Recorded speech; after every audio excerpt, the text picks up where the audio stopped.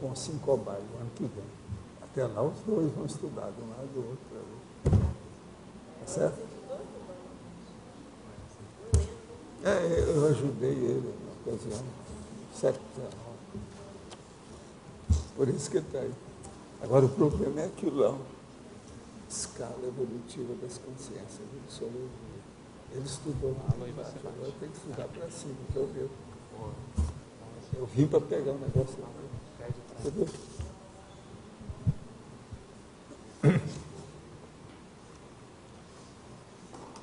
Fala o texto.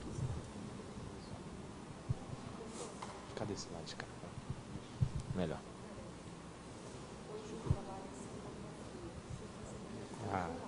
A Bolsa de Nova York. Cenografia. É mais o geral, mas também o local. Local para o global.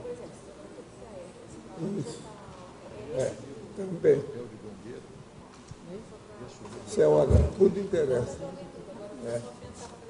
É isso aí. Deixa só.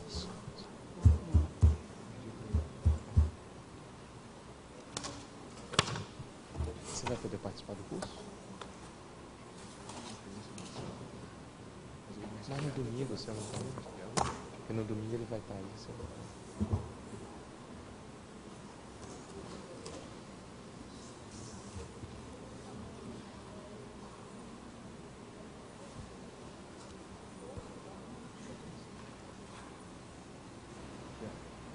Pode ser muito leve.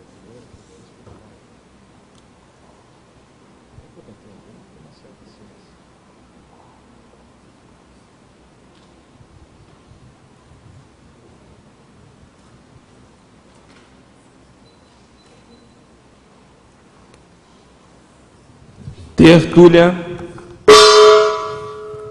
Gente, meu boa tarde aí para todos. Hoje é 29 de outubro de 2009, quinta-feira. O verbete é o 1370, 3 páginas, 36 logias e 7 máximos. O tema é racionalidade rudimentar. Ele é dentro da autodiscernimentologia. A racionalidade rudimentar é a qualidade, caráter ou condição da consciência, com atitude ou postura intelectual ainda frágil nas argumentações, sem sustentação lógica ou teática. É lógico que isso aí envolve o conhecimento da pessoa, os processos do passado, etc. Tal.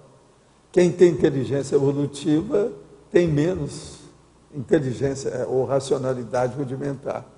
Quem já tem, né, já está escapando.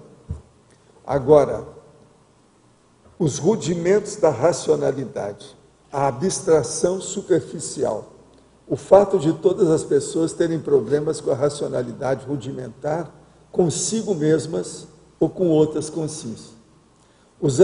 O argumento ilegítimo, as operações racionais das associações de ideias, a racionalidade como a primo-prioridade. Eu chamo isso de pri-pri, que é a primo-prioridade. Eu já toquei nisso aqui em assuntos aí anteriores. Agora, as racionalidades retilíneas, a renúncia racional assistencial, aqui já é dentro da interassistencialidade. Agora, a postura mais racional no universo da saúde consciencial. A frase enfática: a racionalidade rudimentar é encontrada na mediocridade, na robex e até no porão consciencial. Importa identificá-la quando surge a fim de se buscar a expansão do raciocínio. A racionalidade, normalmente empregada por você, é ainda rudimentar ou já avançou para patamares superiores? Pode comprovar a posição com exemplos? Isso é para a própria pessoa, né? A Rosa, se quiser aumentar aí, pode pegar na antagonismologia, -3 só. Agora tem umas perguntas aqui de hoje. O que leva uma consciência a patinar? Avanço, retrocesso. Como manter o continuismo? Olha, o que faz a pessoa escorregar mais na casca de banana, na evolução, é a falta de priorizar o essencial. A pessoa nem sempre olha a prioridade, o essencial daquele momento evolutivo. Se ela olhar o essencial, ela vai começar a dar mais valor para isso, ela vê o prioritário, ela vê o ideal, ela vê o megafoco, e com isso ela vai errar menos. O mata-burro acontece na hora que a pessoa desvia por escorregão. Ela sai um pouco ali do processo da pista principal, então ela quase sempre começa a bater pé no mesmo lugar. Com isso, então, ela retrocede. O retrocesso torra. É o problema do avanço. Vai para trás. Quando instalo meus revês, uma leve sensação de pressão começa a se espalhar pelo meu corpo, junto com formigamento, vibração, que vai ficando mais intensa até chegar em um pico onde até meus dentes formigam. No entanto, esse pico só se mantém por pouco tempo e cai. A sensação fica fraca novamente ou desaparece de vez. Isso significa que não consigo manter meu EV? Não. Isso significa que você está caminhando para dominar o EV. Isso é uma fase ainda de senta e levanta, altos e baixos, marcha contra marcha, vai e não vai. Isso é assim mesmo até assentar. A prática vai me levar a manter esse estado por mais tempo? Manter por mais tempo faz diferença na qualidade do meu EV? Não. Manter por mais tempo ainda é bobagem também. O problema é o estado vibracional, a hora que você pensa, você faz instantaneamente, na hora que você quiser, e mantém do jeito que você quiser. Isso a qualquer hora, qualquer lugar, em qualquer posição. De modo que nós temos que ver isso com calma. Você está na fase ainda de evolução, de progresso inicial do processo. Isso é normal, é natural, mas já está bem, que você já está tendo o formigamento, a vibração, você tem esse processo. Então, é por aí mesmo, está no caminho. Fica firme. Sou tenepsista há 1 ano e 5 meses. Apesar de ter iniciado esta em 2006, mas só dando certo de 2008. Hoje vivenciei o seguinte fenômeno e gostaria de saber. É possível durante a tenepse haver incorporação e o tenepsista dar comunicação extrafísica para consciência e consciência projetadas? Antes do fenômeno, havia sentido que o amparador já havia desacoplado. Sim, às vezes tem o processo. Isso aí é o que se chama de personismo dentro do problema. Agora, existe uma outra coisa também que é bom você estudar, que é o fenômeno do processo do amparador que vem, fala através do seu corpo para você que está fora do corpo. Então, isso é a autopsicofonia. Essa autopsicofonia também, às vezes, pode ser confundida com isso que você está sentindo aí, muito embora seja um fenômeno diferente. O problema é estudar. Olha o que é a autopsicofonia, no projeciologia, por exemplo, está estudando isso lá. Qual o tratamento indicado para o homem que apresenta disfunção de chakra genésico? Qual a técnica para o homem solteiro desenvolver a Kundalini? O holochakra é formado no momento da concepção ou do nascimento. Esse corpo, na sua formação, recebe influência dos astros em conformidade com os princípios ditados pela astrologia? Só faltava essa. O caso todo é o seguinte: o tratamento indicado para o homem sobre o processo de chakra genésico é ele ter uma vida sexual normal, sem excesso e sem promiscuidade, de uma maneira homeostática, de uma maneira cosmoética. Isso é que importa. Agora, esse processo de astro não tem influência nenhuma nisso. Astrologia é burrice. Horóscopo é tolice, é bobagem, esquece essas coisas todas. Agora, o holochakra, o que se passa? Quando a pessoa vem e tem o contato com a mãe, aí começa a ter o processo holossomático. Tudo do holossoma da pessoa tem envolvimento com o holossoma da mãe. E aquilo se manifesta através da parte propriamente dita uterina, que é somática. Mas o processo todo vem desde o mental soma, psicossoma e energossoma. De modo que o energossoma entra nisso tudo, nessa hora que existe aí, que, vamos dizer, começa propriamente a vida no novo corpo. E outra coisa, esse holochakra, as conexões que ele tem são totalmente novas. O holochakra é novo e o corpo humano é novo. O resto não. Os outros dois veículos, mental soma e psicossoma, são mais antigos. E esses não mudam tanto, depende da pessoa. Considerando o sexo fator determinante da evolução humana, o que seria similar no extrafísico? No extrafísico, o que tem mais é um processo de equilíbrio íntimo, da chamados sentimentos elevados, como eu falo aqui do mental soma. Numa condição dessa, de sentimento elevado, a pessoa tem uma gratificação assim inefável, que é difícil de expor, de explicar o que é que se passa. De modo que isso é muito superior ao processo de orgasmo, de qualquer tipo. A consciência não tem sexo, lembra disso. Sexo é um processo do corpo para ver a continuidade da espécie, porque senão o negócio não dá certo. E outra coisa também, para o povo não ir uns contra os outros. O sexo é para ajustar o problema da fraternidade. Na fatologia, nona linha, renúncia racional assistencial. Eu toquei nesse assunto aqui. Poderia comentar e exemplificar? Sim. Você, por exemplo, você renuncia a alguma coisa para dar para os outros. Uma renúncia, por exemplo, na base de um bem material, que significa vil mental, dinheiro, ainda é uma coisa pequena, mas existem renúncias ainda maiores do que essa. Então, essa renúncia, ela é feita cosmoeticamente com muita racionalidade. As pessoas que são mais adequadas hoje para entender o que é a renúncia cosmoética de alto nível são esses que nós chamamos de teleguiado autocrítico. Eles estão mais conscientes dessa realidade na vida humana, quando eles estão por aqui. Eles têm mais ideia disso, porque são teleguiados, têm muito mais interesse extrafísico do que a parte física. Então, na verdade, a rigor chega num ponto que não tem renúncia nenhuma. Aquilo para ele é normal. Outra coisa, muito negócio meu físico, eu não dou valor para isso. Então, a hora que eu dou para os outros, isso aí não é bem uma renúncia.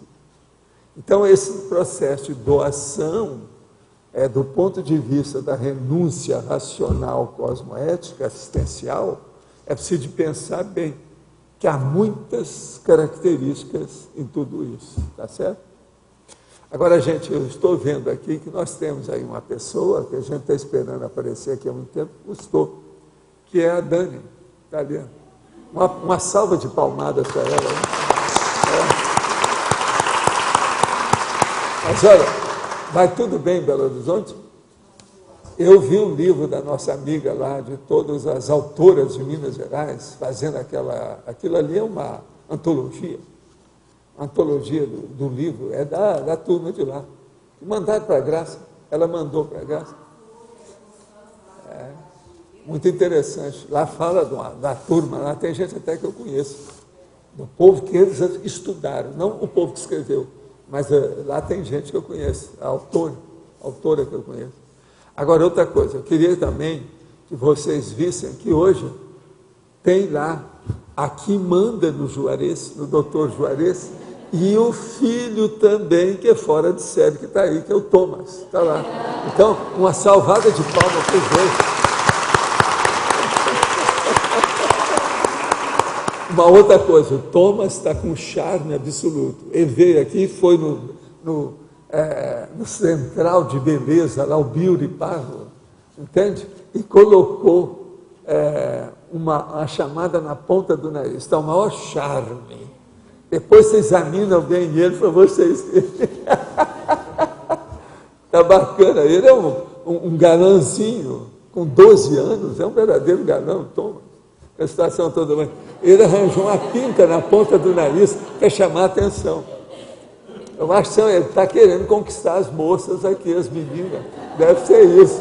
Olha bem, hein, Thomas? Vamos ver esse negócio, hein? Tá certo? Mas é a minha turma aí, ó, minha turma lá do Rio Grande do Sul, lá essa turma que está aqui, tá certo? Mas o que você andou estudando aí? Eu andei estudando o seguinte, na página 44, a ciclologia, aqui ela está como a pessoa entra num ciclo de autodestruição. Tudo bem, até eu entendo que a racionalidade rudimentar, ela prejudica, ela entra num ciclo que mas eu queria que você aprofundasse isso. Por exemplo, o que é o processo da autofagia do uróboro? Uma pessoa, por exemplo, que entra na dependência bioquímica da droga. É justamente isso. É pesado. Agora, veja, é o problema da racionalidade rudimentar. A pessoa sabe que aquilo faz mal. Já viu o amigo, o parente, o povo todo. Ela entra porque quer experimentar, porque quer saber como é que é. Se usa o crack, por exemplo, às vezes, em 3 dias, ela já fica na dependência bioquímica. Isso, o que é? É ela consigo mesma, dentro de um ciclo, dentro do problema, que é a autofagia do uróboro. Ela marcando passo no mesmo lugar, é um suicídio lento no mesmo local. Entendi que ela entrou já numa patologia bem grande. Bem avançada. Essa que eu estou dando de exemplo é para... Como é que você fala? Escambau. Pois é. O Mário também gosta dessa. Manda para o escambau. É isso. Tá certo? É o escândalo do escambau. É isso? Estação. Professor, eu acho que o senhor ainda não mencionou, cheguei uns minutinhos atrasados, mas na página 44, em efeitologia, sim, eu gostaria que o senhor explicasse um pouquinho a abstração dispersiva. Há efeitos nocivos da abstração dispersiva. Isso. A abstração dispersiva, eu andei falando nela aqui em outro lugar também, não foi só aí não. Em outros lugares que eu falei. Mas o caso todo é o seguinte. Uma pessoa, por exemplo, ela começa a fazer devaneio. É uma abstração. E é dispersivo. Então, ela quer ler o verbete. Ela quer ler o verbete e a pouco fala assim, não, mas aí tem o cavalo lá do fulano, né, o Olavo, com o cavalo dele, aquele negócio. Então, ela volta, esqueceu e tal. Daí a pouco, quando vê, não, mas tem um negócio também, à noite, é o negócio do luar lá, das cataratas e tal. Quer dizer, aquele monte de ideia adjuntas, são as ideias adjuntas ou adventícias, que é aquilo que eu chamo do látero pensene, mas que desvia, da desviologia. Isso aí cria problema dentro do processo. Eu estou dando alguns exemplos, como é que são. Isso é um problema para o povo da criatividade, né? É. Agora, o caso é o seguinte, existe a abstração mesmo do autoassédio, muito séria. É a própria pessoa que faz o autoassédio. Pensa nisso. Entendeu? Autoassédio. E ela caminha para o devaneio. Agora, eu lembro... Agora, falta concentração, falta atenção. A pessoa não tem atenção dividida. Ela tem problema de associação de ideias. É um senhor problema. Ok. Eu lembro que o senhor mencionou em uma tertúlia que o senhor, uma das vantagens é que o senhor controla absolutamente tudo em termos de pensamento. Sai e volta. Não, porque tudo é o pensamento. Se você controlar a linearidade da sua pensamização, sim, você controla a sua vida inteira, sem exceção. Tudo. Agora, o problema é manter isso. Sim. A manutenção contínua do processo é que exige mais da pessoa. E essa capacidade de abrir e fechar rapidamente, sem perder muito tempo... Não, é aquilo que eu chamo de mudar de bloco. Pensa nessa questão que eu chamo de mudar de bloco. Se você ainda não pensou, você ainda não fez pesquisa, estuda o que eu chamo de bloco. A pessoa que tem dificuldade de sair do bloco. Por exemplo, a pessoa interiorota, o a prioriota, aquele que fica só com a priorismo, ele tem dificuldade de sair. Outra coisa, uma pessoa neofóbica é justamente essa. Ela tem dificuldade de pegar coisa nova, ela não é neofílica, ela tem neofobia. Agora, isso é interessante por causa da associação de ideias. Porque para você associar, você vai, busca e traz. Né? No momento que você traz, você volta, puxa e aí continua. Depois associa, volta e traz. Esse exercício ele é muito interessante. Vou trabalhar agora, com isso. É importante pensar nisso tudo aí. Agora, tem que começar a pensar a pessoa consigo mesma na questão do devaneio e da fixação da ideia. Ok. O devaneio é totalmente contrário ao problema do megafoco. O problema é a fixação do megafoco. Se a pessoa não tem a fixação do megafoco no que ela penseniza, tudo vai para trás. É aí que pega a síndrome da dispersão consciencial. Começa assim. Entendeu? Agora, você está vendo que a gente tem que repetir essas coisas e falar as várias sessões para o povo entender uma coisa com outra e ver onde é que situa aquilo. Sim. É muito importante colocar a ideia dentro da estrutura grande da vida humana. É o único jeito, por isso que eu faço questão de colocar os detalhes, para a pessoa, então, começar a se preparar para entender a cosmovisão. Porque a monovisão já é difícil, agora, a hora que começa a falar em cosmovisão, todo mundo boia. Entende? E tem um momento que a ficha efetivamente cai. Cai. De tanto senhor... Cai outra coisa, aí a pessoa caiu das nuvens, abre a boca, Sim. fica aquela Tudo cara clareia. de paisagem. Quase sempre tem isso. Às vezes as pessoas não gostam de reconhecer esse momento, mas que ele ocorre, ele ocorre. Você podia explicar melhor esse antagonismo, debate racional, fricção hermenêutica, na antagonismologia? O debate racional e a fricção hermenêutica é justamente uma das coisas que ocorre mais em matéria dentro do perímetro, o universo da debatologia, é a fricção do processo dessas ideias dentro desse problema do debate.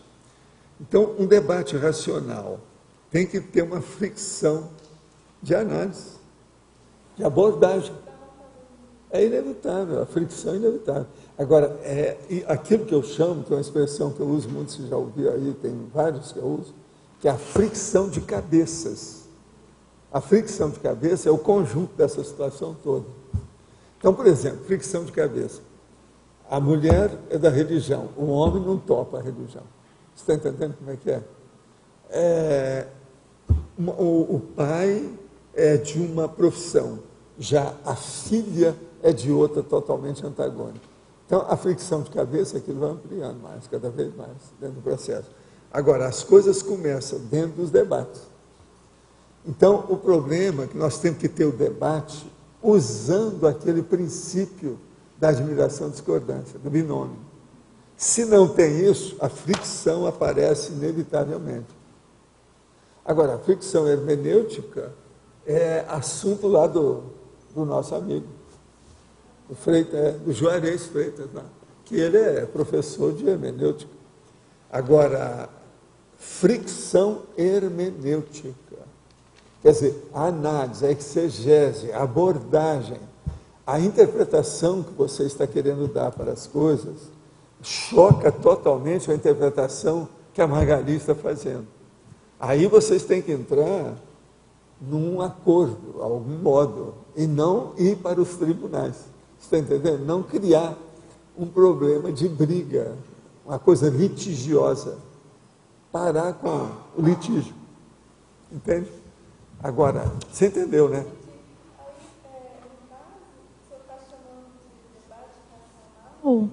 Está nessa linha da racionalidade retilínea. Debate aqui. A maioria dos debates que tem, até um certo nível, eles são irracionais.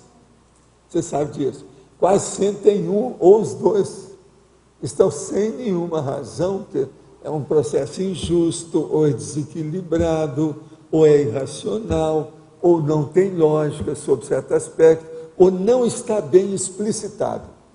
Uma coisa muito séria é a falta da explicitação clara. Às vezes não está. A pessoa começou a escurecer e ficou em 35%. Não deu para explicar tudo. Não chegou nem a metade. Aí vai criar problema.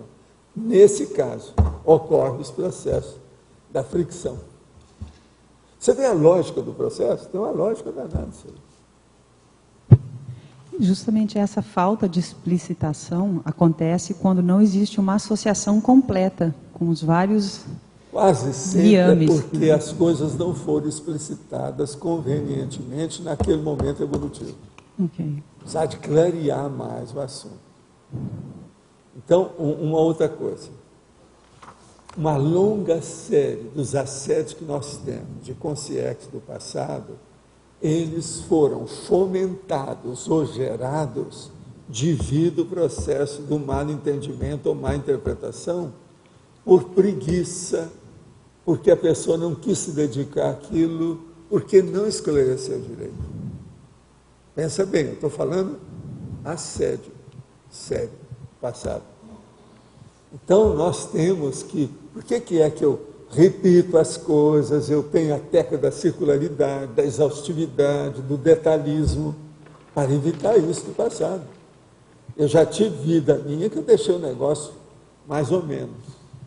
Agora, por exemplo, eu estou deixando a opção de coisa mais ou menos. Por exemplo, o que é a patologia? É tudo mais ou menos aqui. Vocês já viram, ó, aqui mesmo, já teve gente hoje que já perguntou, não, fala isso e dê exemplo. E teve o outro aqui que perguntou a mesma coisa. Poderia comentar e exemplificar?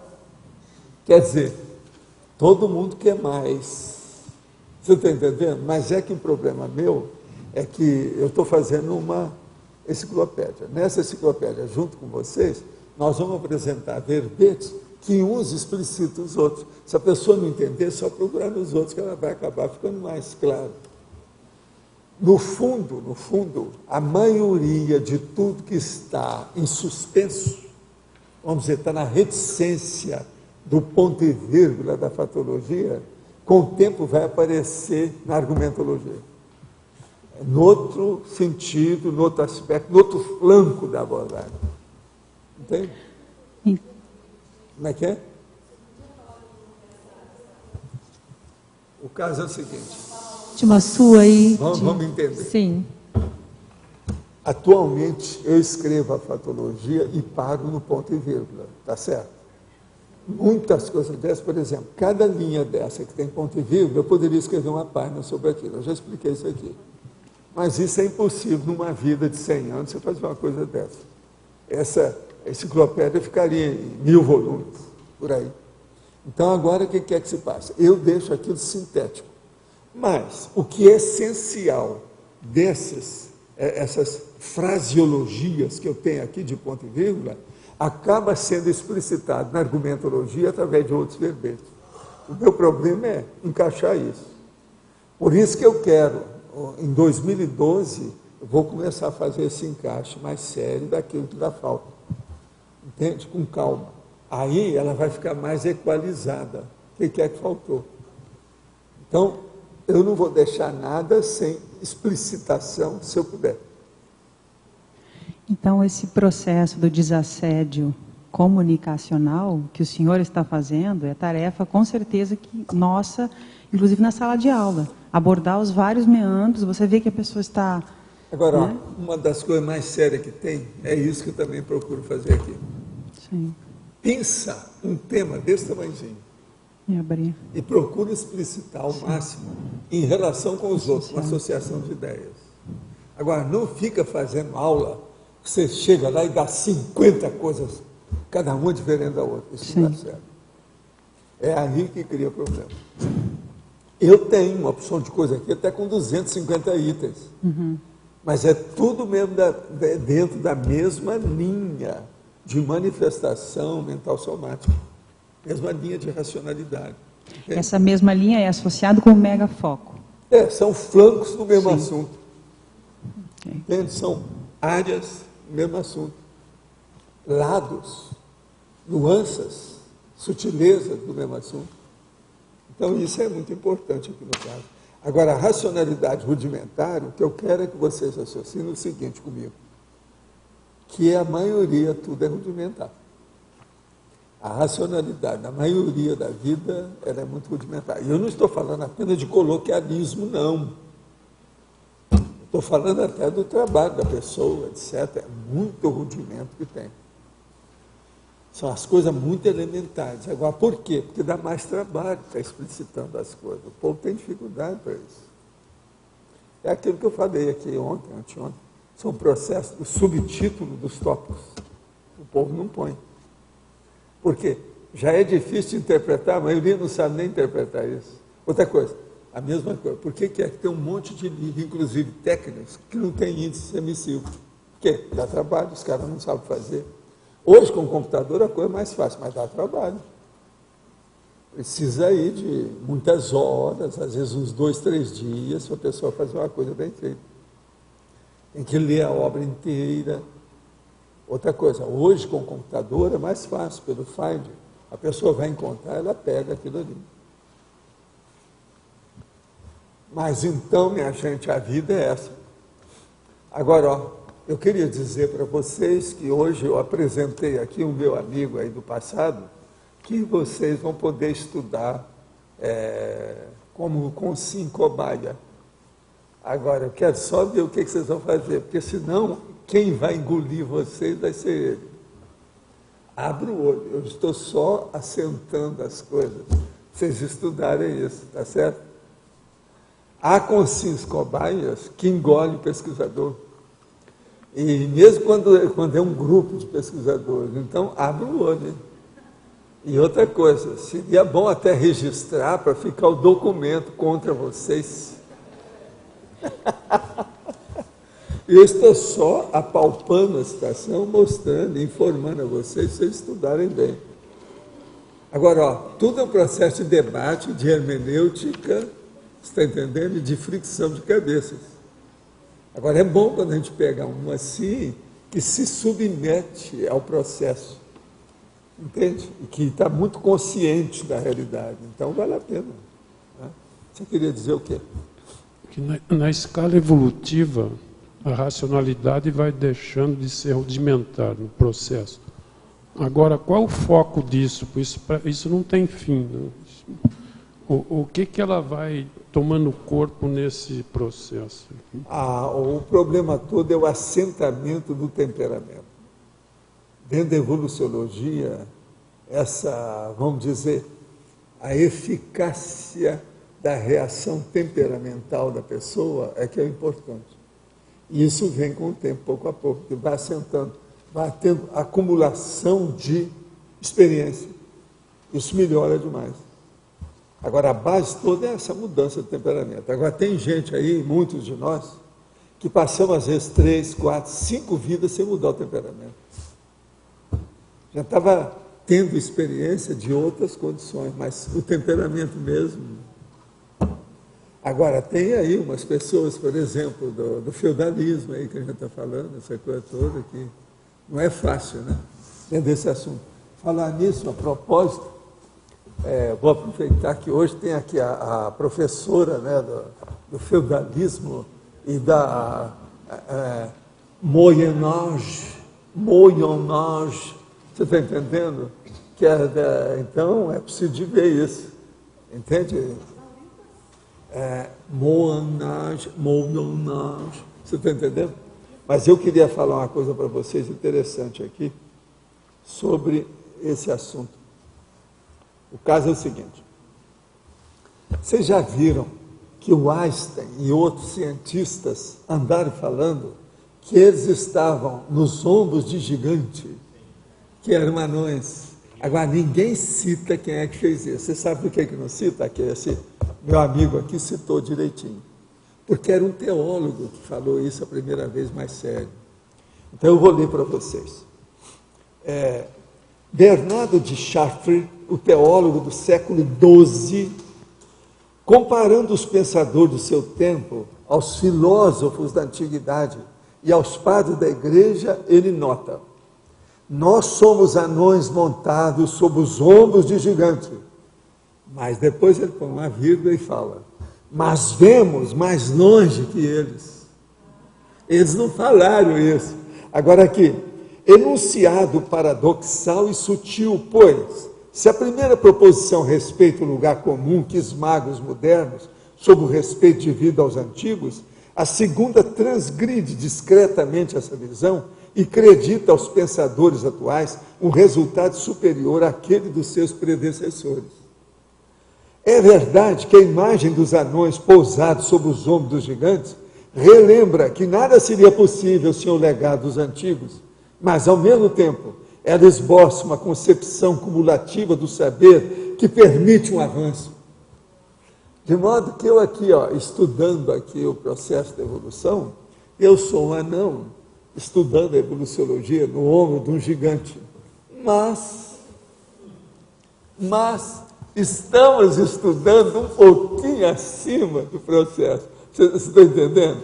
De modo que a escala evolutiva das consciências engole tudo isso aí que já passou. Tá certo?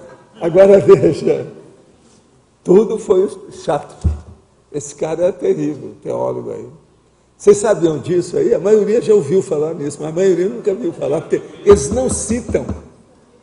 Agora, é lógico, o Einstein não falou que ele estava por cima, nem aquela turma de física, teve um deles também que andou falando isso, o da bomba atômica, hein?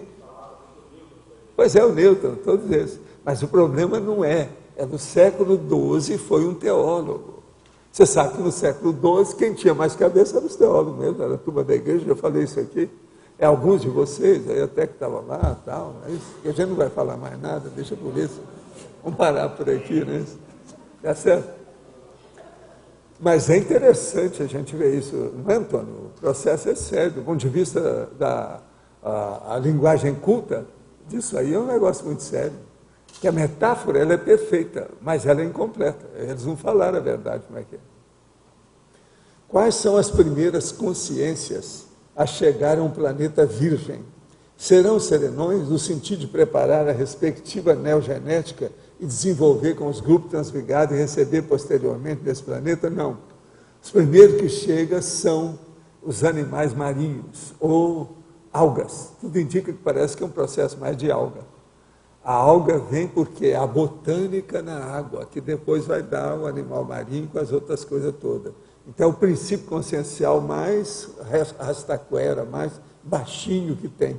Não é bem isso aí que você está pensando. Os serenões vêm depois, mas primeiro tem que acertar a situação. Então, a primeira que deve aparecer deve ser as gramíneas. Por exemplo, no caso, a sensitiva no chão. Essa que as formigas aqui não deixam crescer, que come tudo. É o manjar das formigas aqui, a sensitiva. Como funciona a adaptação dos diversos tipos de paracérebro para um padrão psicossomático para o humano? Poderão algumas interrupções involuntárias de gravidez serem causadas pelo choque ressomático consciência extraterrestre, com padrões psicossomáticos diferenciados para o humano? Sim, tudo isso tem razão. Mas agora, o problema todo é o seguinte, uma boa parte aí dos processos das interrupções, ou aquela parada involuntária da gravidez, se dá por alterações entre a energia da mãe com a energia do ressomante.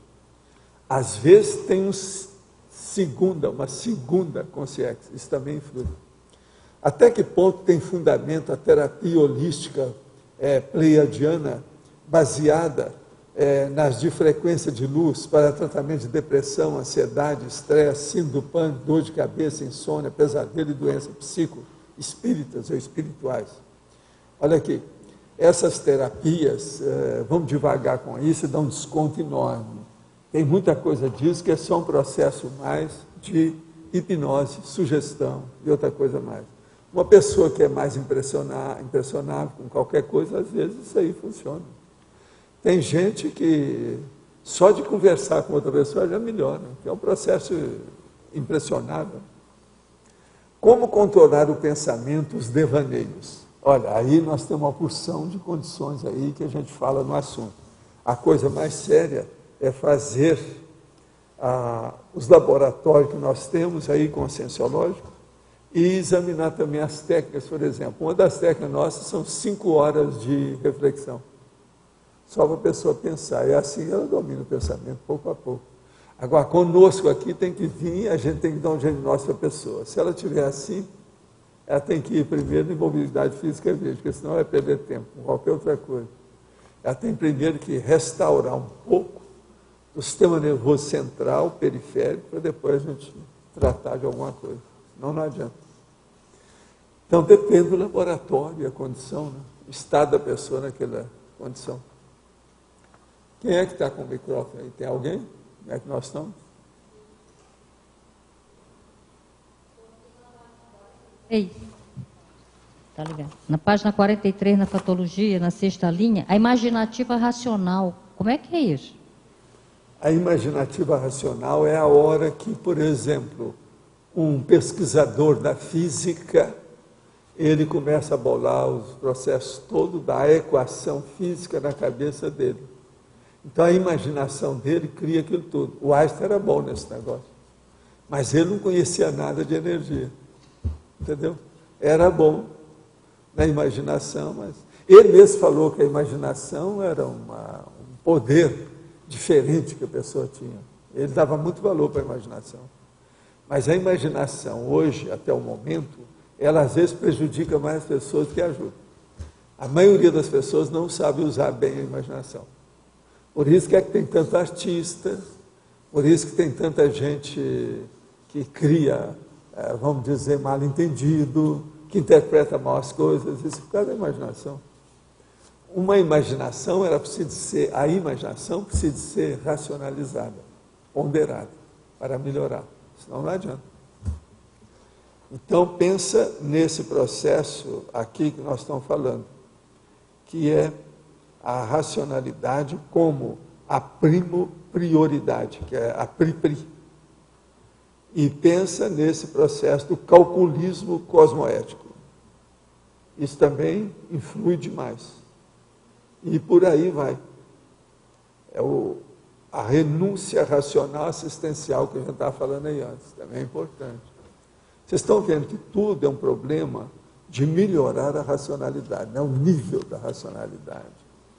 Sair dessa questão muito crosta a crosta, muito terra a terra, muito rudimentar, para uma racionalidade mais apurada, com mais perspicácia, mais hiperacuidade. Esse é o caminho. Tem jeito. Professor Valdo, Sim. Aqui.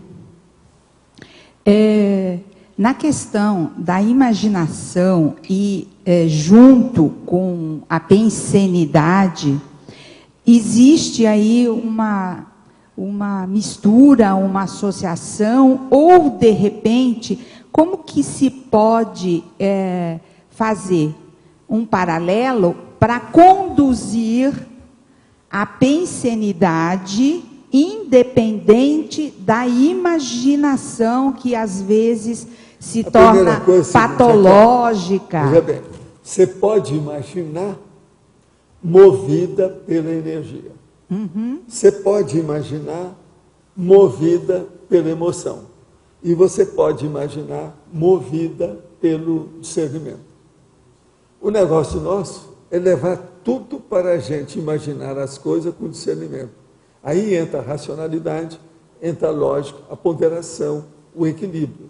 Então, imaginação é pelo PEN, não é pelo 100 nem pelo N. Tá. Agora, o problema, a maioria está sentado no 100 há milênios. Aí, Tá. por isso que eles dão tanto valor para os idiotismos culturais. O que é isso? É imaginação. Gente, pensa só naquele idiotismo cultural lá da terra do Arlindário, que os caras derrubam a porta de aço com a testa. Tem que ver quem é que vai derrubar. Eles chegam lá e dão uma testada. Não, pensa bem. Pensa bem. Esses caras, eles precisavam ter a opção de chifre na cabeça, né, para se defender. Né? Mas pensa. Uma outra coisa, Oktoberfest. Oktoberfest, o César esteve lá, e depois eu falei com ele para voltar, ele falou que nem pagando ele não volta no Oktoberfest. O que ele viu de gente com coma alcoólico durante um dia, algumas horas depois de tomar chopp, o cara estava em coma. E ele ficou perto lá dos médicos que estavam assistindo, toda hora chegava um na ambulância. Aquele monte de gente. Agora veja, como é que é possível isso? A imaginação do processo. De modo que isso é que eu chamo de idiotismos culturais. Esses idiotismos culturais todos nascem do processo do 100, da emoção. O 100 aí, no caso, é emoção, é um instinto da pessoa só, mas não há uma ponderação. Valdo, esses aí usam a cabeça de forma indevida, né? Esses da Itália. Agora, eu estava falando de imaginação, antes dela falar, eu estava pensando a imaginação aí mais racional. Como exemplo, aí tem o Einstein, que ele usou muita imaginação, subjetivismo, em parte, né? Mas ele misturou as coisas de uma forma, vamos dizer assim, racional. Então, a imaginação, ela é neutra. Ela existe também, é bom a gente clarear a vocês, o seguinte, que eu não falei aqui. Existe a racionalidade que é pseudo-racional. Então, por exemplo, onde é que ela se manifesta em piores condições? É na religião e na política. Então, por exemplo, presta atenção, na hora que o homem se torna homem-bomba e usando supositório, essa pessoa ela decidiu se matar com supositório explosivo. Não, vamos raciocinar nisso. Pense bem. Agora, isso é pseudo-racional, não tem racionalidade nenhuma aí no caso. Mas a religião leva tudo para a imaginação da pessoa. Você vai para o paraíso, lá você tem 21 mil virgens, ou 11 mil, depende, né, se vai desconto ou não. A racionalidade também pode bater o pino, ela for anticosmoética e belicista, também bate o pino. A mesma racionalidade. Então há uma pseudo-racionalização dessas coisas. Agora, tudo que diz respeito à dogmática, principalmente a religiosa, tudo é da pseudo-racionalidade. Observa isso. Seríssimo a gente pensar nisso. Agora, como está chegando aí, está próximo desse democracia pura, que está valendo que todas essas questões antidemocráticas, elas têm essa fundamentação também na racionalidade religiosa, aí, em grande parte de domínio, né? O domínio das pessoas através da religião. Agora, vocês lembram aqui, quando eu estava falando sobre o Hélio Gracie, da família Gracie, que ele falou assim, não, quem é bom em jiu-jitsu é o povo que não tem muita inteligência.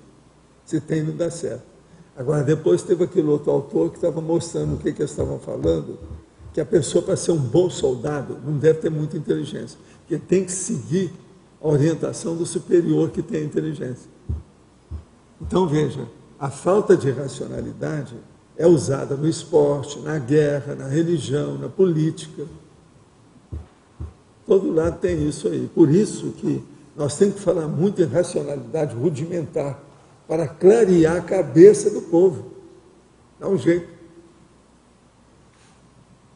Aí, professor, levando em consideração essa racionalidade, a cosmoética, a intencionalidade, a pensenidade, dirigidas à questão da criatividade, tá? Qual é o elemento que ou dificulta ou facilita para que a consciência realize a sua ideia em benefício? A coisa mais séria é a pessoa ter uma harmonia íntima para criar um holopensene adequado, harmônico, pacificado. Quanto mais pacificação ela tem em torno dela, melhor é para ela captar ideias novas, que é a criatividade. Então, por exemplo, o problema da heurística depende muito do holopensene pacificado, equilibrado, harmônico. É aquilo que eu chamo de harmoniopensenes, harmonopensenidade. Esse é que é o caminho da serendiptia, é o caminho da inventividade.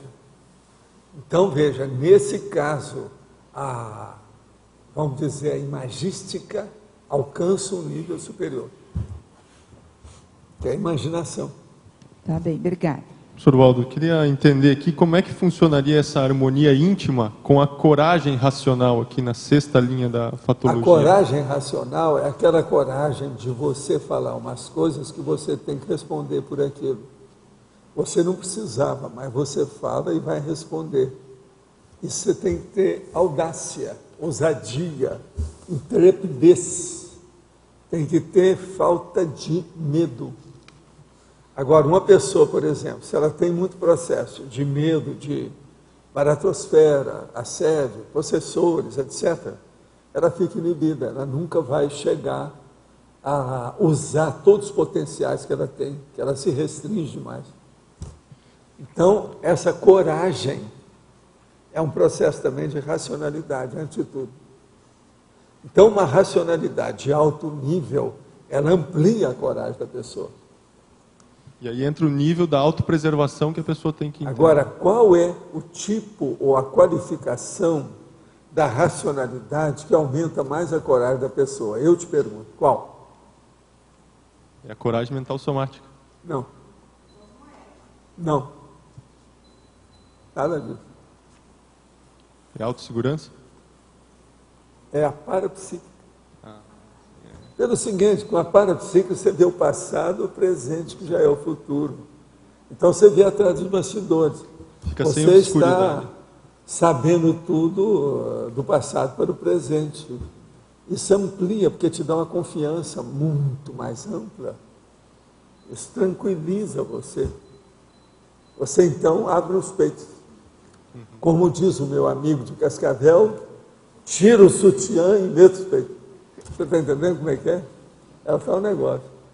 Arrebenta o sutiã e meta os peitos. É assim que ele fala.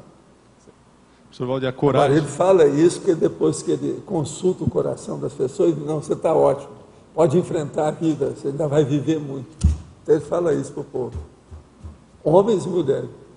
E a coragem no âmbito da atuação grupal dentro do grupo, ela tem que ser mais racional ainda. Não, aí a coragem ela nasce do exemplo da pessoa.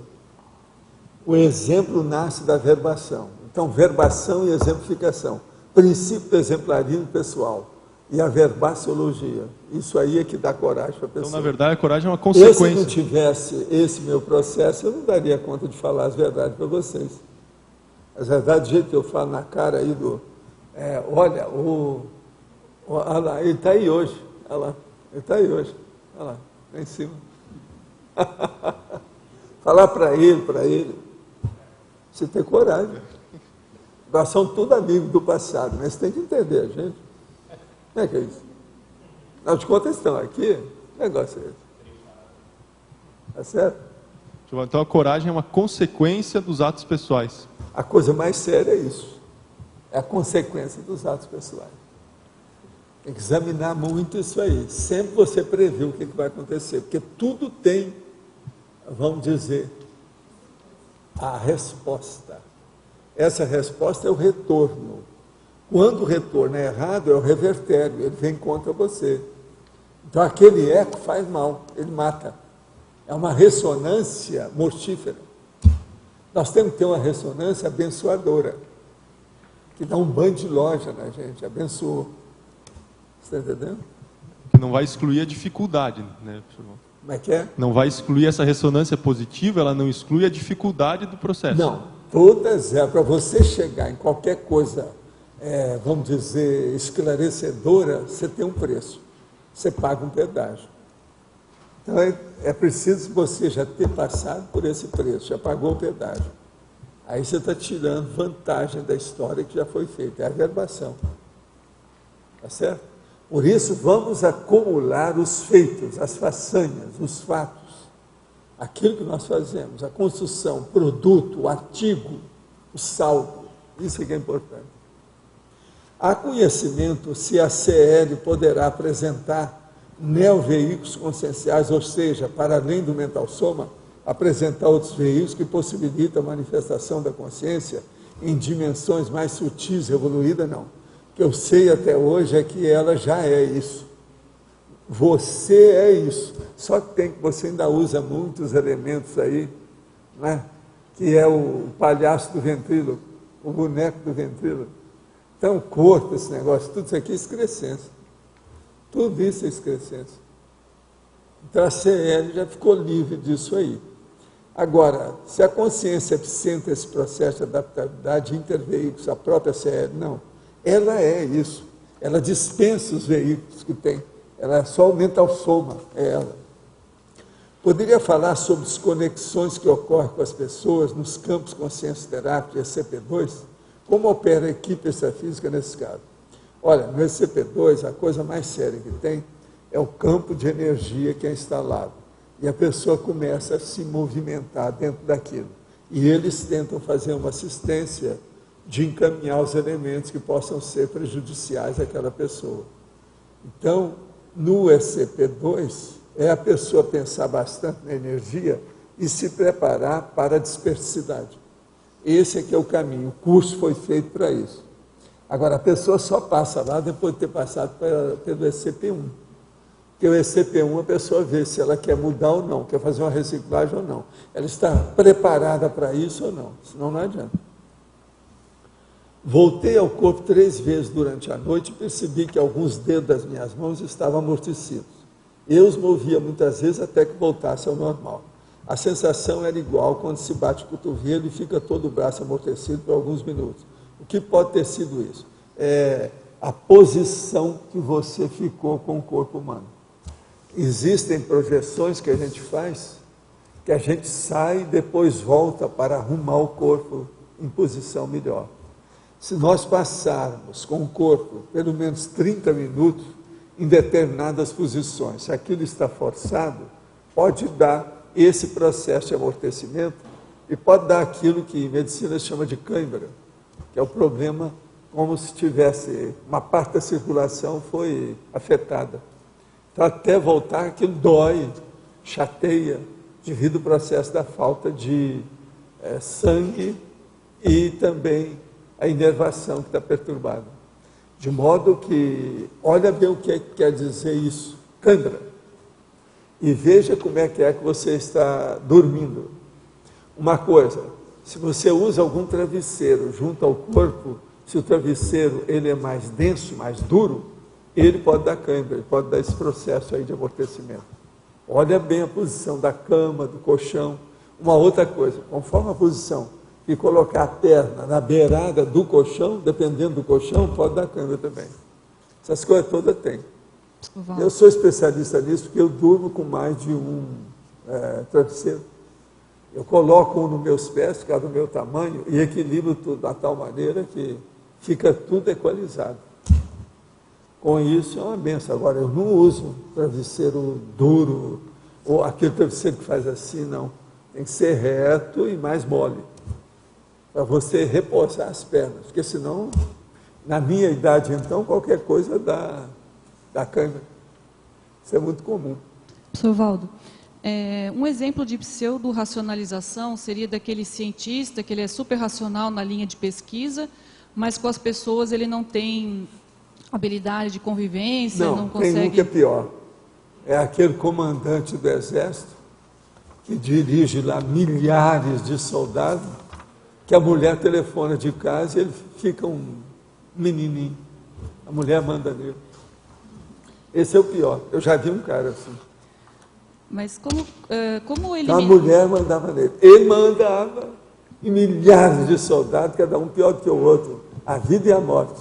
A mulher dava um conta nele do telefone, pronto, ele amolecia tudo, dava tudo. Então, essa inabilidade emocional versus essa pseudo-racionalidade, como eliminar esse gap, né, da pessoa que quer ser racional, mas quando ela vê do ponto de vista das pessoas, ela não está... O problema é aquela pessoa que não é igual em todas as manifestações. Ela tem várias caras. Nesse caso aí, às vezes, a pessoa tem 2 caras. É o bifronte, entende? O Janus. Entendi. O caso todo é a pessoa ser uma pessoa só, em qualquer lugar, a qualquer hora, com qualquer pessoa, em qualquer cenário, qualquer ambiente, em qualquer episódio. Ela ser a mesma. Agora, essa conquista, ela exige preço, né? Essa é cara.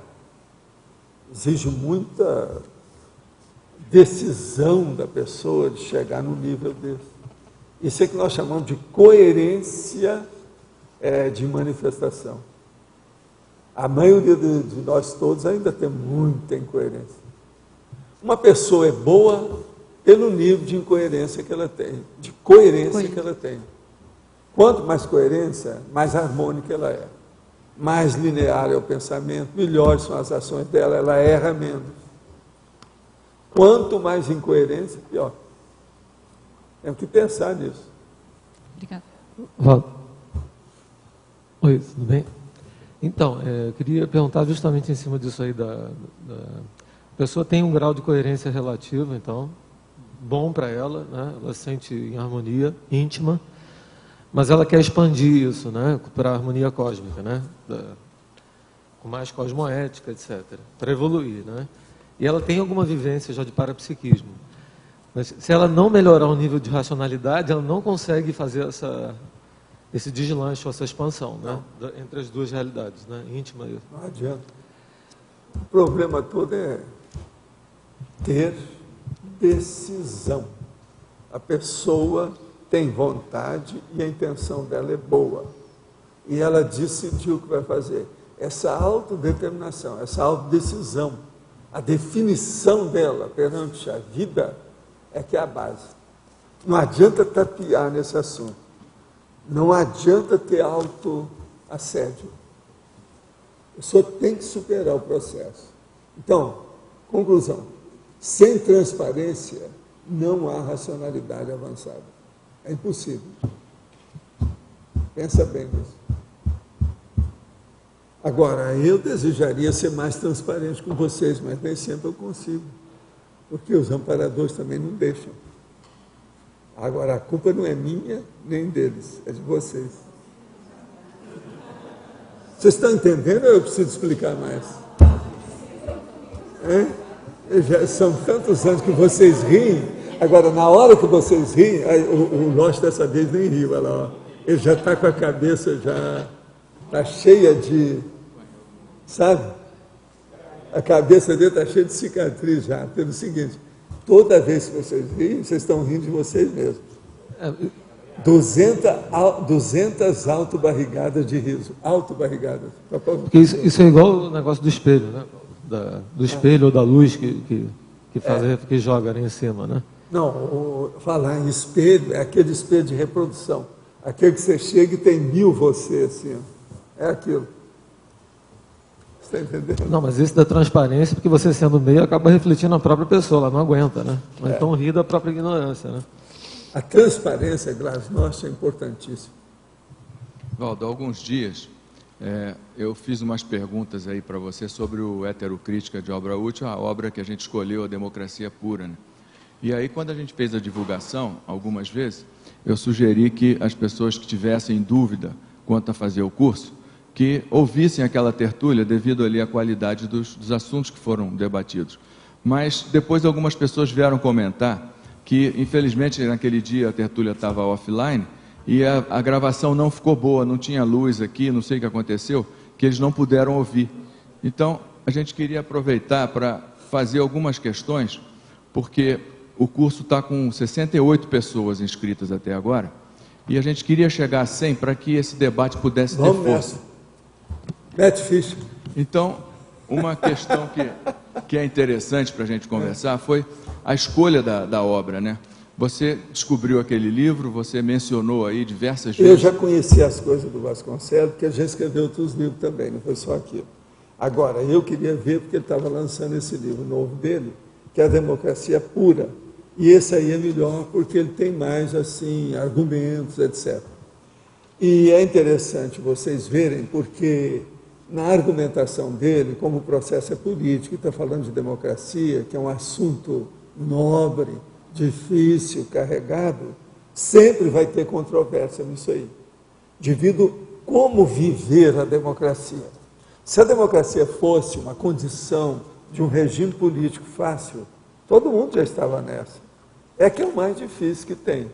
Agora, o que é interessante nesse livro dele é que ele mostra na história uns 8 períodos diferentes que fala que alguma coisa de democracia já existiu na Terra, relativamente, mas en petit comité, quer dizer, uma coisa mais residual, mais localizada, menor. Agora, menores. Isso para nós é muito importante porque dá a chance de nós fazermos isso aqui na Cognópolis, entende? Nós criarmos dentro da gente aqui um regime administrativo que seja da democracia pura. Isso é possível, dentro do governo mesmo que nós temos hoje, é possível.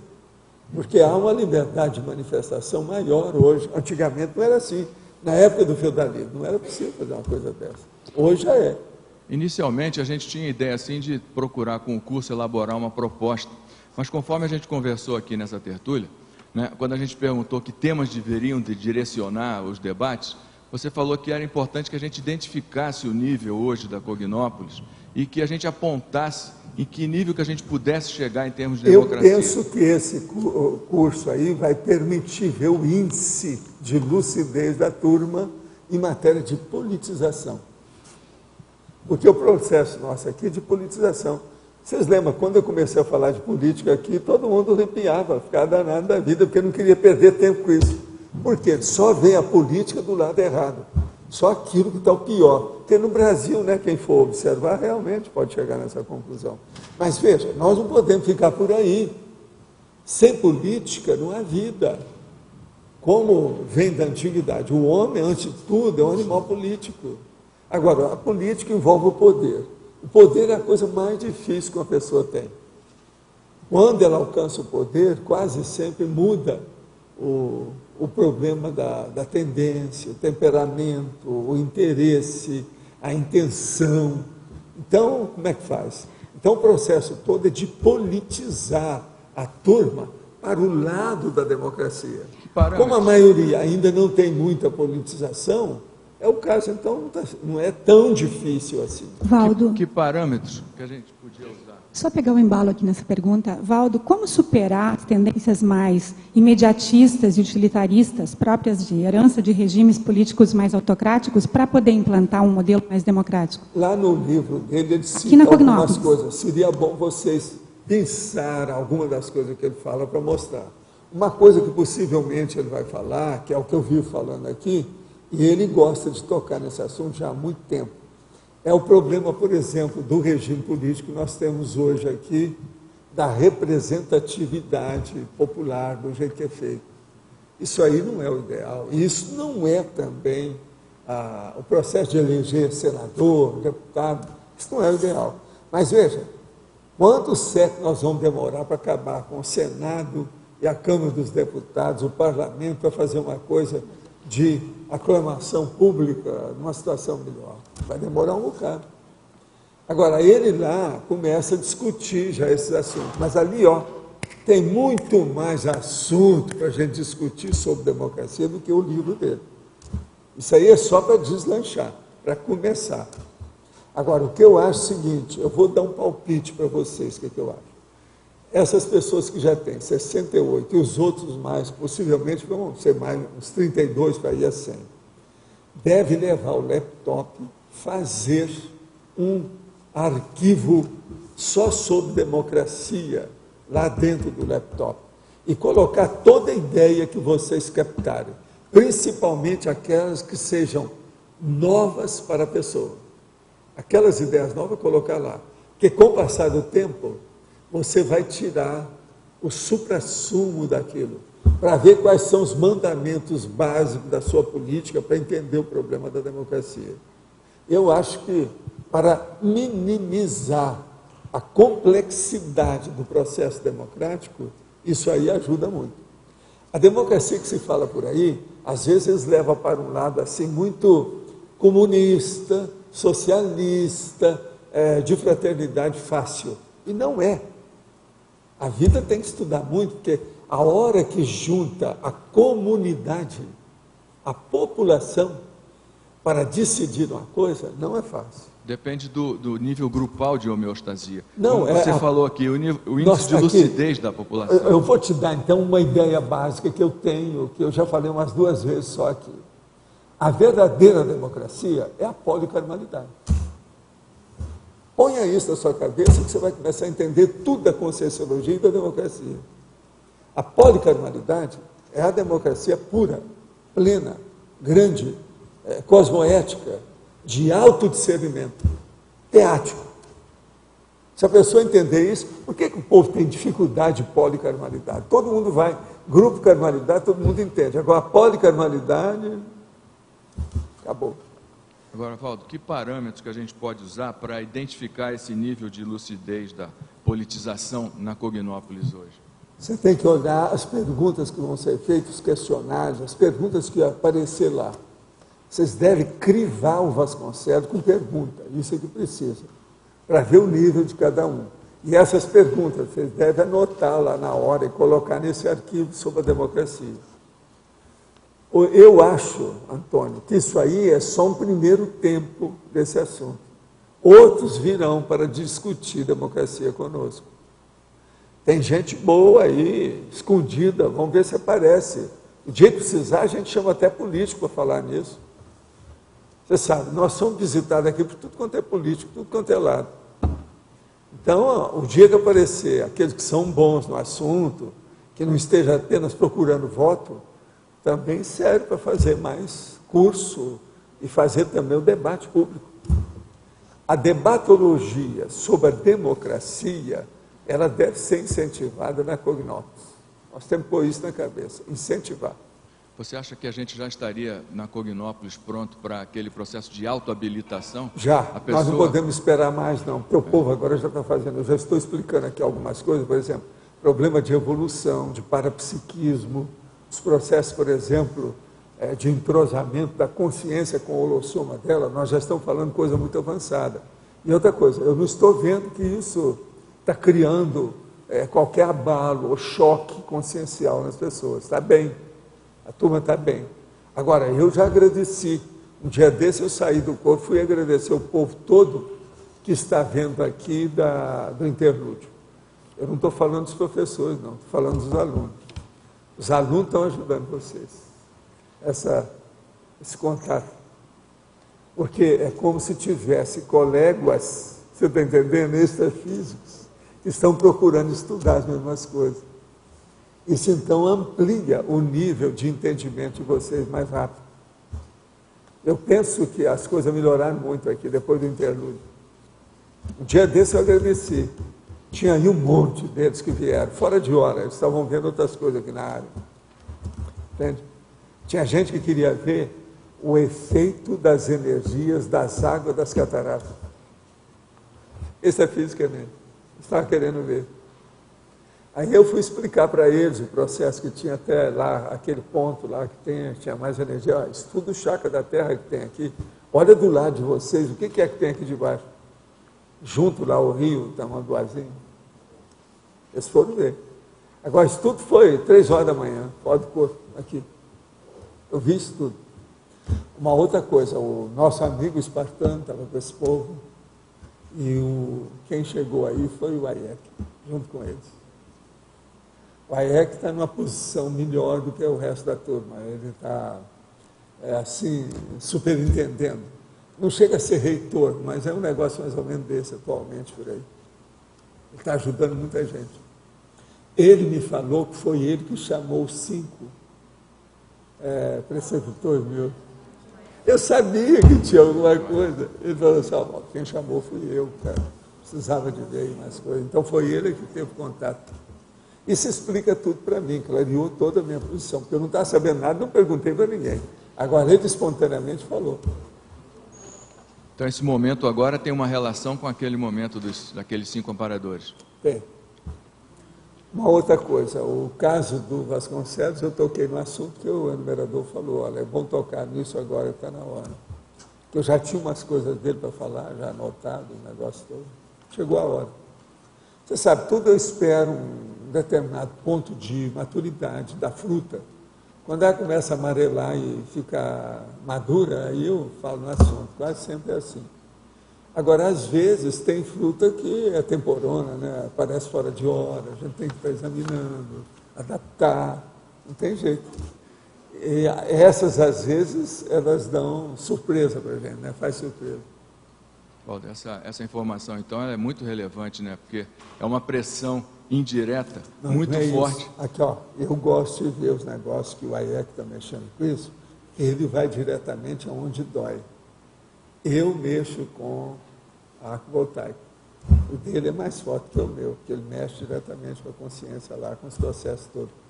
E expõe, explica, faz opções de coisa. Entende? Então, isso é importante, porque nós estamos trabalhando com a central, a matriz, a sede da consciência, que é o processo consciencial direto. Entendeu? É o mental soma, no caso. Ele está especializado nisso. Agora, Waldo, essa temática da democracia seria o AIEC que estaria mais relacionado com o amparo extrafísico, por exemplo, Não, disso? Tem Quem muita que é? gente, né? Tem muita gente nesse assunto, é um monte de gente aí que é tudo ex-político de alto nível, um monte de ex-advogado, magistrado, é muita gente. Entende? Agora, tem uns que são assim mais superficiais e que estão muito presos com o processo da terra, igual o JK. Ele sempre está aí vendo as coisas. Entende? Um outro que se interessa por isso, mas que está em outra área, porque ele é obrigado, é o Sakurai. Ele se interessa. Sakurai é na cabeça. Pensa bem. Política internacional. Pensa bem. A hora que eu chego lá, faço o curso, ele vê. Eu já conhecia a psicologia dele, o jeito de ver. Eu, com 30 e poucos anos, ele examinou, viu o meu nível, o que era. Assim, você tem que ver minha turma. E me deu o endereço, mandou eu ir para vários países para encontrar com os ex-alunos. Eu vim para ele e falei assim, o que eu vou ver com eles? Ele falei assim, não, você vai chegar lá e falar que você quer ver o que eles estão fazendo. Isso vai ajudar você. Fala que isso é para ajudar você, que é novo, jejum, não sabe nada. Agora, no fim, ele vira para você, mas você também vai examinar, depois você vai me falar o que você viu. Você está entendendo a política do processo internacional dele? Agora, um japonês, e outra coisa, uma clínica em Tóquio, não tinha motivo dessas coisas, mas ele não, ele tinha contato com o mundo. Agora, foi assim que eu conheci lá a Lili Wu na China, né, lá em Hong Kong, o Machirai, que eu nunca pude esquecer esses caras, nas Filipinas, entendeu? Mas agora, eu vi muita coisa, né, dentro do meu processo. Depois encontrei com ele e fiz um relatório, né, nós dois, tal, com calma, para expor o que eu achei, como é que era. E as minhas observações, ele até que aplaudiu, achou que eu estava vendo direito. Agora, ele virou para mim assim, eu só não entendo uma coisa, você é o mais novo desse povo todo. Por que na sua idade você sabe disso? Eu falei assim, porque eu já atendi gente demais na medicina. O problema todo é esse. Eu tive muito contato com paciente. Isso aí muda tudo, né? Acelerou tudo, né? Acelerou todo o processo. Na verdade, se você fosse juntar aqueles médicos lá, igual o Machirai, que já tinha atendido um monte de gente há muitos anos que vinha, se somar quem atendia mais, eu que era mais novo, já tinha atendido mais do que ele. Você entende como é que é? Por causa do alcance do processo e o nível de atendimento. Isso Sakurai viu. Ele também teve essa noção. Agora veja, essa política dele tinha a sua razão de ser. Por que ele nunca desejou passar os negócios dos americanos? Que ele achava que os americanos iam só ver dinheiro. Mas não, os judeus lá vão pegar isso só para pegar para dinheiro, eu não quero que pegue por isso. Porque a situação dele era o seguinte, ele cobrava aquilo, porque tinha que cobrar alguma coisa, mas ele não metia a mão, aquilo não era excessivo. Então eu vejo que ele já deve ter sido político em vidas anteriores, que foi uma loucura. Para ter esse gabarito, esse know-how, essa condição, ele não deu nada para os americanos. Então, aquilo ninguém fazia nada da técnica dele nos Estados Unidos. O que ele atingia de americano não está no gibi. Eu atingi americano lá no Japão, na clínica dele, e atingi no Brasil. Por quê? Ele não permitia que os americanos exercessem a técnica, o processo. Agora, tudo tem sua razão, né? Então, junto com isso aí, nós temos que ver o que acontece com esses políticos e o povo todo que tem.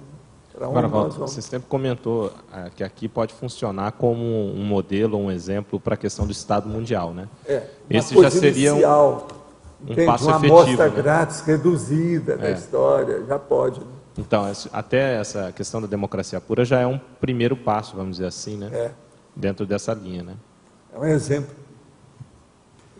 Todas as ressomas têm intervenção de evoluciólogo ou podem ser promovidas por um assediador também.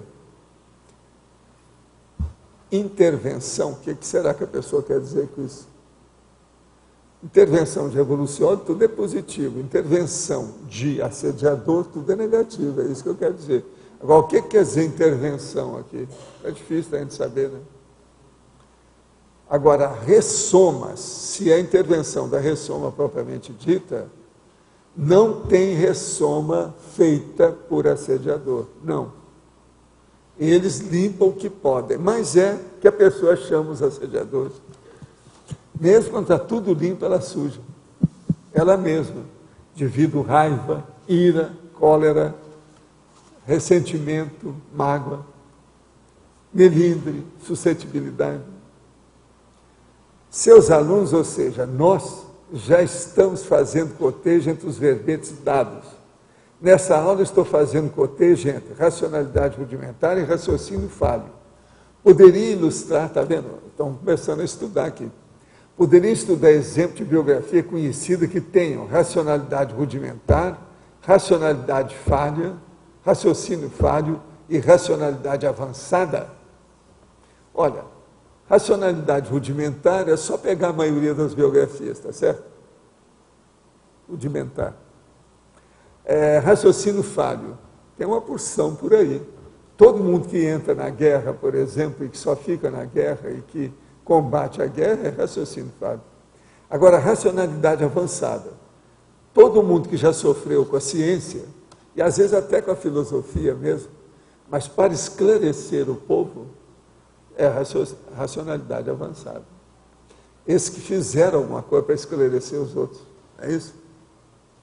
É um jeito. Tem muita gente do passado aí, inclusive alguns de vocês, por isso vocês estão aqui, fizeram o curso intensivo por causa disso, porque tinha uma racionalidade um pouquinho melhor. Se tivesse só raciocínio falho ou só racionalidade rudimentar, vocês não teriam feito o curso. Então, pensa bem, você, por exemplo, está fazendo uma força danada, que eu te conheço bem, para ter racionalidade o tempo todo. Vamos em frente, é por aí, está fazendo força.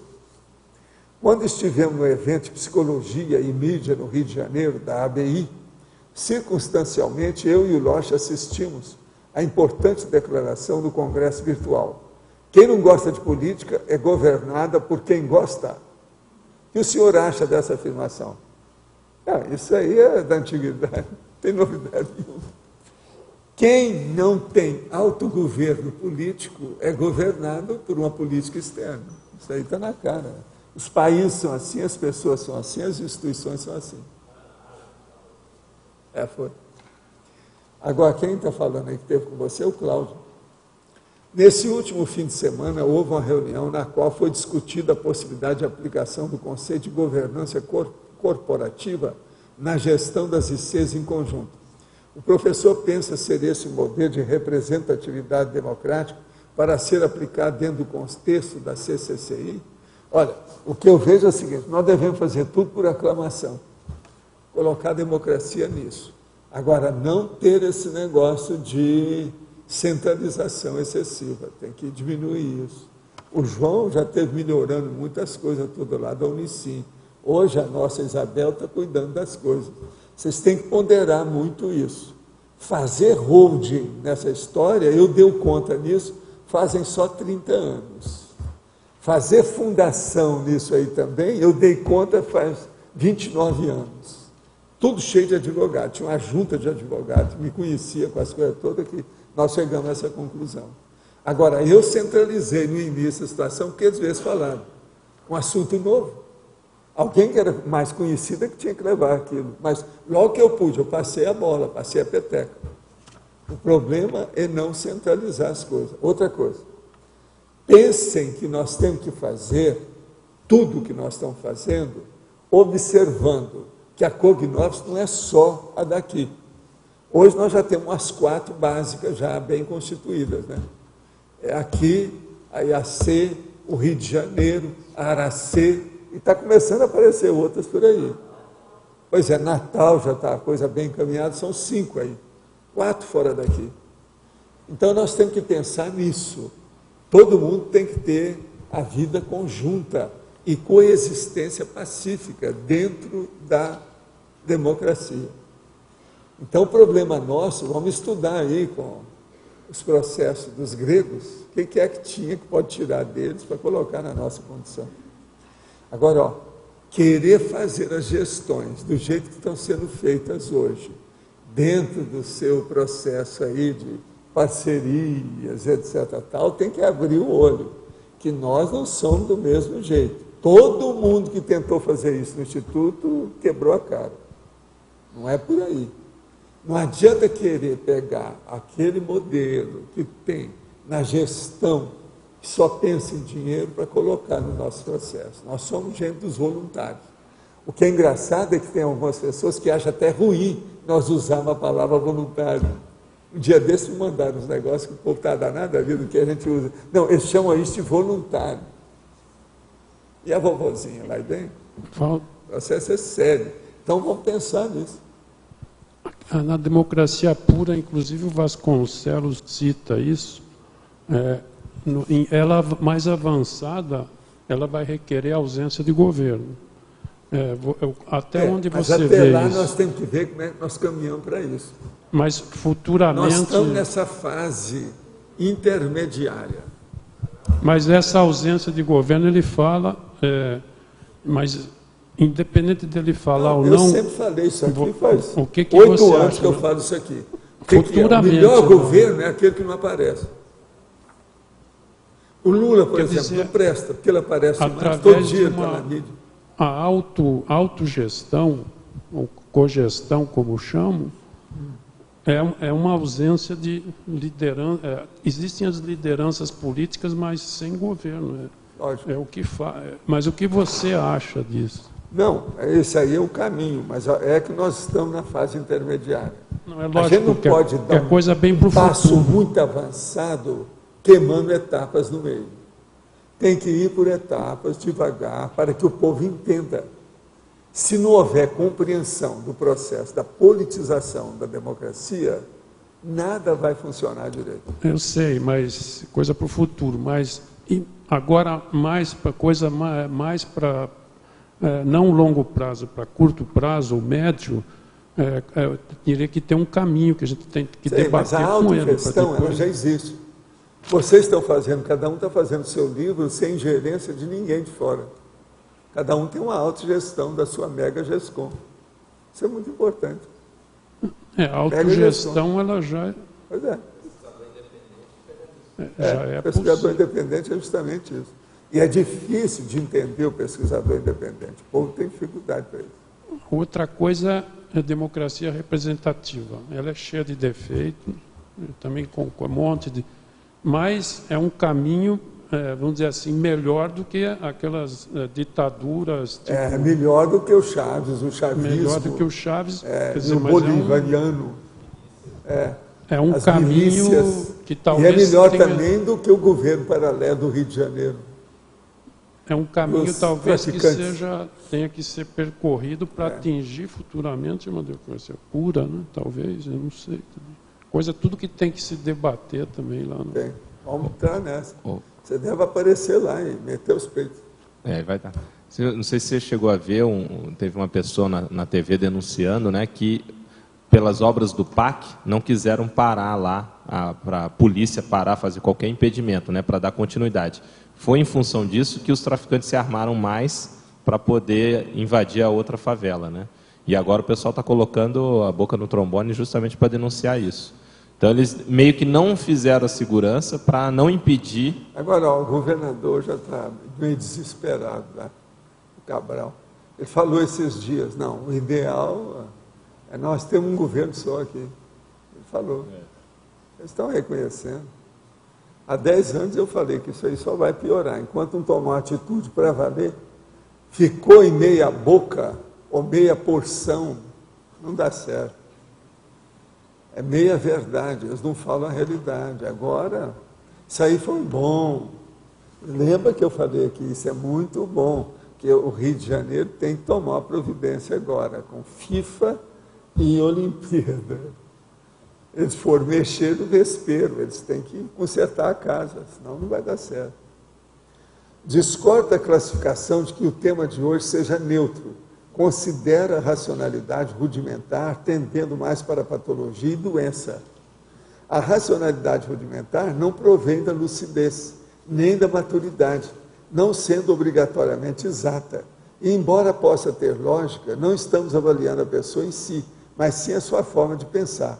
Portanto, questione se o tema de hoje não seria mais de nosografia. Não, eu não vou mudar, não. O meu argumento é o seguinte: ele é neutro porque é uma pessoa que está começando aí. Quebrou a cara de todo jeito. Então vem, a gente explica para ela o que é lógica, o que é racionalidade. Ela começa a ter uma racionalidade rudimentar.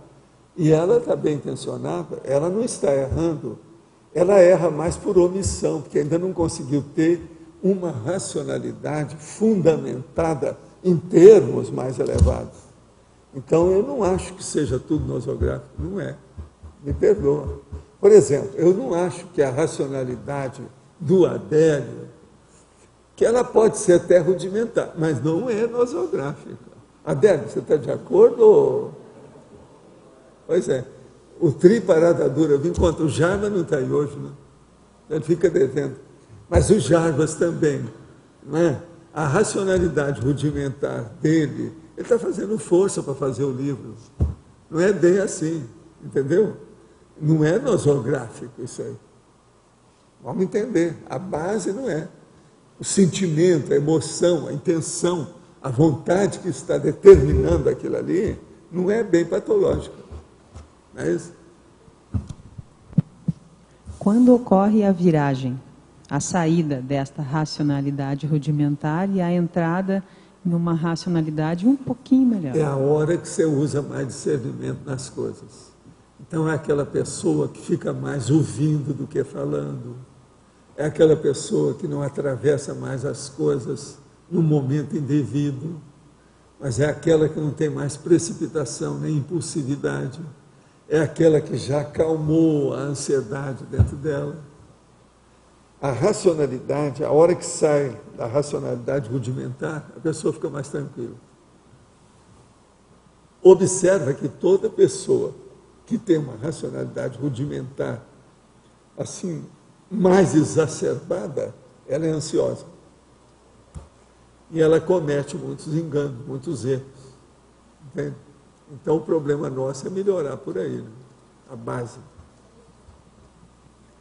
Agora, vocês todos estão num caminho bom. Eu estou fazendo uma força danada para seguir vocês, porque está difícil. Vocês estão caminhando muito firme dentro das coisas. A desassedialidade também é importante, né? Como é que é? A desassedialidade também é importante. Não, a desassedialidade é isso, né? Eu acho porque que não adianta nada você informar para uma pessoa alguma coisa se ela não admitir a renovação daquilo que você está falando. O desassédio é dela. Essa virada... A rigor, nenhum de nós faz desassédio hétero-desassédio. É só alto. É só o auto-desassédio que funciona. A gente indica, você informa, comunica, dá exemplo, mas quem vai mudar é só a pessoa. Então, nessa condição, a virada não é na desperticidade? Pois sim? é. Que quando começa a sair da mas aí é. Mas é que o problema todo é esse. Para a gente notar assim, a gente nota na hora que a pessoa começa a acertar mais e errar menos. Agora, eu queria fazer uma pergunta. Faz sentido para o senhor falar em que a racionalidade tem quanto à forma e quanto ao conteúdo? Ou é a mesma coisa? É semântica só? É difícil porque, no fundo, tudo é conteúdo, né?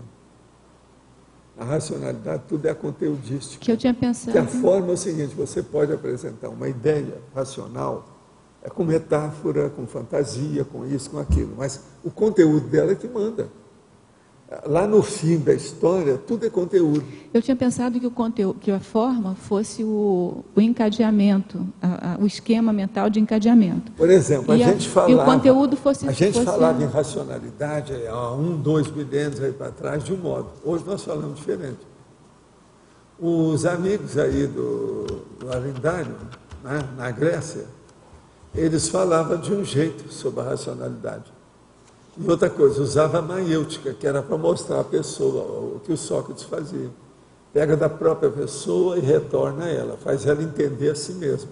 Enfim, ele raciocinava o mesmo raciocínio da pessoa para aquela pessoa. Agora, às vezes, ele passava a dar conta que ele não aguentava, né?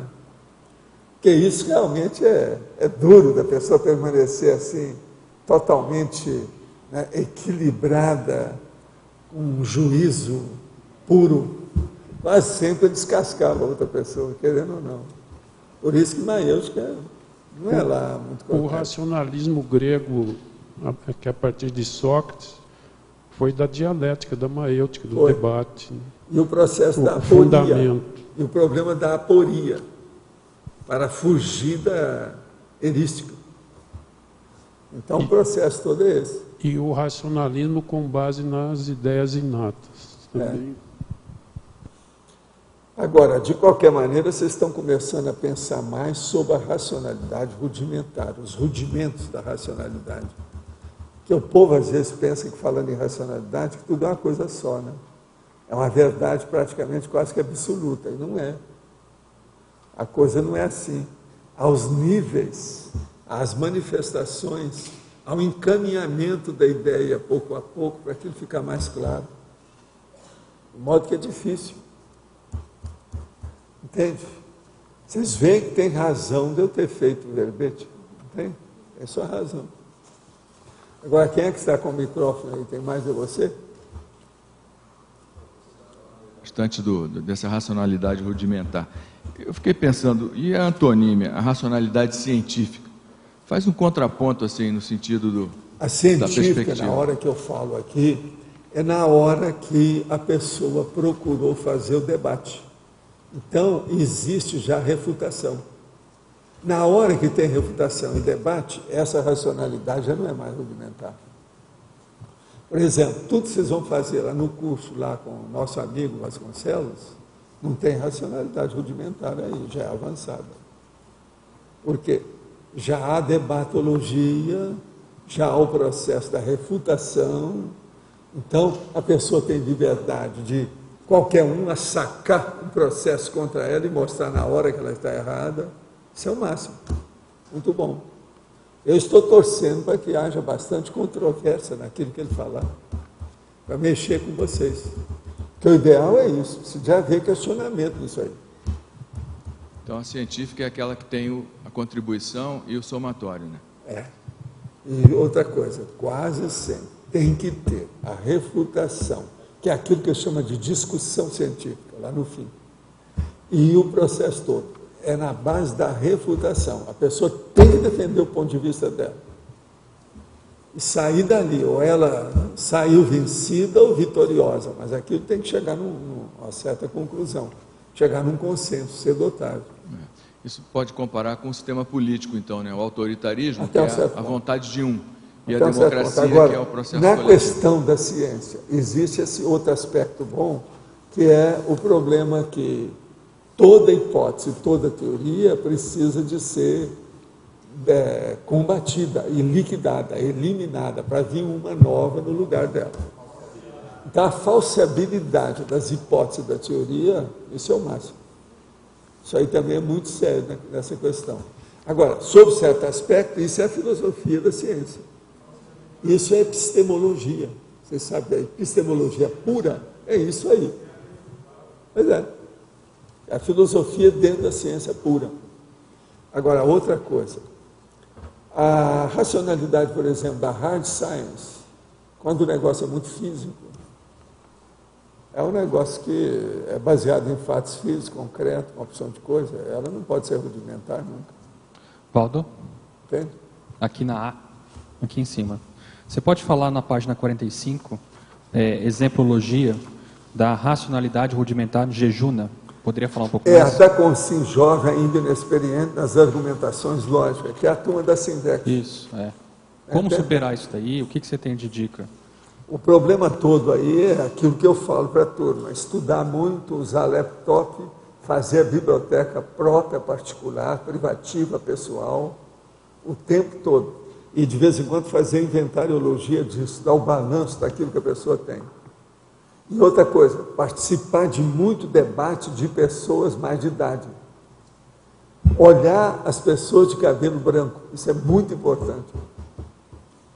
O que os inversores precisam mais são as pessoas de cabelo branco. Isso aí ajuda muito, por causa do processo da experiência. Agora, pior do que a turma de Invex, só na evolução. A evolução está um ponto atrás, não é isso? É. Agora, hoje já tem uma que está bem na frente de vocês, que é a da turma dos Gerontes. Essa aí é muito séria. Agora, Geronte, essa é comigo, né? Eu estou nessa, Então, até um certo ponto, ele está lá. O nível é outro. Agora, vocês já pensaram que a Pilar está nessa, o Antônio está nessa? Como é que fica? Então, o problema todo é o seguinte, já teve gente aí que já deu vontade de passar, sabe, uma água oxigenada no cabelo, para ficar de cabelo branco, etc. Tal, mas não adianta, tem que vir com o tempo e amadurecer por dentro. Não adianta querer fazer fachada de maturidade, que nós sabemos desmontar a pessoa, tá certo?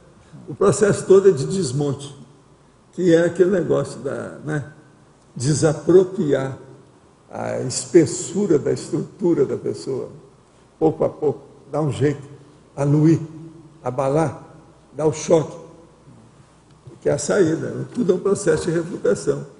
Walter, você falou desse intercâmbio com os mais velhos, né? Nessa semana da Invex, agora em 2010, janeiro, a gente vai fazer uma visita lá, técnica, ao Museu Bertone. Então vai ser interessante porque é justamente essa ideia, né? Seria bom dar uma examinada nisso e faz um artigo, como é que está atualmente o Museu Bertone. Ah, sim, uma boa. Eu não estou sabendo como é que está. A gente vai ver lá. Olha, já vão para 15 anos, 14 anos que eu levei a primeira turma lá. Sim, sim. Muita coisa já mudou de lá para cá. Eles tiraram muito materiais. Esse é meu colega de muito tempo, foi o primeiro que eu encontrei aqui na área, ele é muito sério. Outra coisa, a turma da Invex sabe que tem um busto do Bertone aí, né? Sim, sabe. Moisés Bertone, lá embaixo. Mas muita gente não conhece o museu ainda, então por isso que a gente vai fazer nessa semana da Invex. Seria bom falar para eles, a visita lá. ver o busto, como sim, é tal. É bom tocar no assunto, interligar isso conosco. Claro. Essa personalidade aí é muito séria. Esse povo que andou fazendo pesquisa. O outro é o Santos Dumont, também, da área. Agora o Bertone escreveu mais de 500 livros, né? Numa máquina de escrever com 2 teclas. Foi. Impressionante. Não, eu vi os dados de um material dele desde o início lá. Ainda tinha muito material. Depois alguma coisa eles mandaram para Assunção. Parece que tem muito material agora em Assunção. Agora eu vi tudo. Dava uma pena desse homem. Eu falei assim, esse aí foi o Moisés mesmo. Ele trouxe a tábua, né, os 10 mandamentos. Não é possível, em matéria de ciência, fazer aquilo que ele fez. Era um sacrifício no meio do mato, cheio de bicho. A macacada toda em cima dele ali, não é fácil. Agora, ele era do meu clube, né? O clube da Casa de Tarzan. Agora, uma coisa que eu não sabia, parece que ele queria fazer uma comunidade alternativa. Era um dos igual planos eu dele. aqui, pois mesma coisa. Mas não deu certo. Eu conheci esse cara fora do corpo. Ah, é? Eu conheci, por isso que é que tem umas ideias que às vezes bate assim com a gente, né? Como é que o cara está hoje, Walter? Hein? Como é que ele está hoje, assim? Encaminhado? Não, ele está bem, ele é um cara, mas ele tem uns processos na Europa ainda. Ele está decidindo umas coisas. Tem uns problemas lá, carregado da época. Ele movimentou muita coisa, muita gente. Agora, a característica do temperamento dele é a produtividade. Esse homem era uma locomotiva. É demais. Impressionante. Ele era impressionante. Ele era uma locomotiva. O escritório dele no Museu Bertone é uma coisa impressionante, embora totalmente precário, né? Mas é um aula Ele estudou demais a área toda, muita coisa ele fez. Você já foi lá alguma vez? Já fui 2 vezes. Você chegou a ver o laboratório, ainda tem peças lá ainda dele? Sim. Tem peças da época que ele separou. Tudo, sim. É muita coisa. História natural, biologia, etc. Tal. Astronomia. Estudar fisiologia e outras coisas mais anatomia. Parece que ele fundou o primeiro jornal aqui na região do Paraguai e tal. Foi. E ele foi ministro também do Paraguai. Foi ministro lá. Impressionante ele. Não, mas veja, esse homem podia ser ministro da América. Com a cabeça dele. O homem era uma cabeça. Impressionante. Fora de sério. Agora, o que ele gostava mesmo era do processo da pesquisa direta, né? No mato. Isso é uma das coisas que a gente via lá pelo material dele, o que ele fazia. A publicação dos papers da época, era uma dificuldade muito grande, a impressão disso. Agora, pensa bem, se ele chega aqui hoje com a cibernética, os computadores, esse homem, como é que será, né? O que será que não... Né?